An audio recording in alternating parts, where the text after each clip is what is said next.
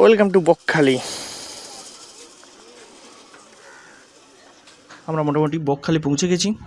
বকখালি পৌঁছে রুম থেকে ফ্রেশ হয়ে আমরা চলে এলাম নদীর পাড়ে।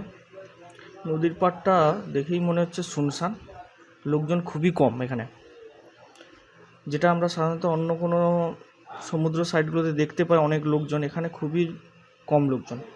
তারপরে এখানে যতই হাঁটি ততই হাঁটি, এখানে না আমি সমুদ্রের জল পাচ্ছি না কিছুই পাচ্ছি। আমি তো মনে হয় 1 কিলোমিটার এখন অবধি হেঁটে নিলাম, আরও এখনও বাকি আছে হয়তো 1 কিলোমিটার। ওই দূরে দেখা যাচ্ছে লোকজন আর সমুদ্রের ঢেউ, জানি না কত দূরে সমুদ্রের ঢেউ আছে।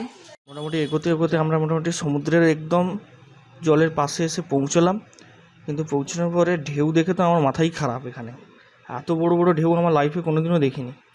সবাই বকখালি বকখালি বলে চিৎকার করে, কিন্তু সত্যি বকখালি একটা চিৎকার করারই ব্যাপার।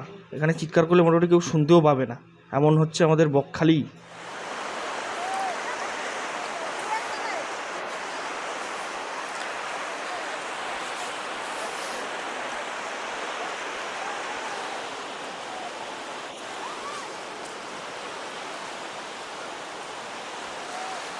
আর ঢেউ দেখে তো মাথা খারাপ। ঢেউ, এত বড় বড় ঢেউ আমি লাইফে কোনোদিনও দেখিনি।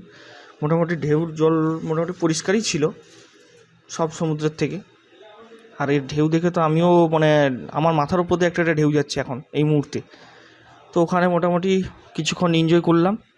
এনজয় করার পর মানে এতটা এনজয় হয়েছে যে কোনোদিন বলতে পারবো না। তার মধ্যে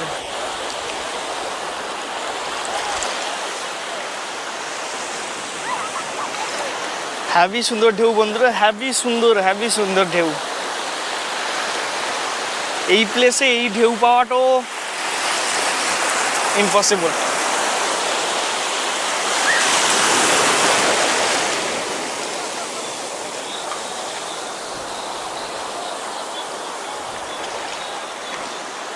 হাত পা তুলে একটু জলে ডুবে গেলাম। জলটা এতটাই ছিল যে আমি ডুবে ডুবে তলিয়ে গিয়েছিলাম।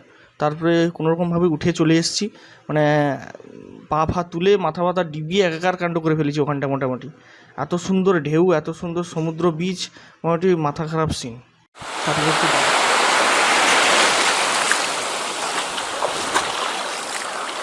তারপরে একটু ডাবের জল পান করে সোজাসুজি চলে এলাম রুমে।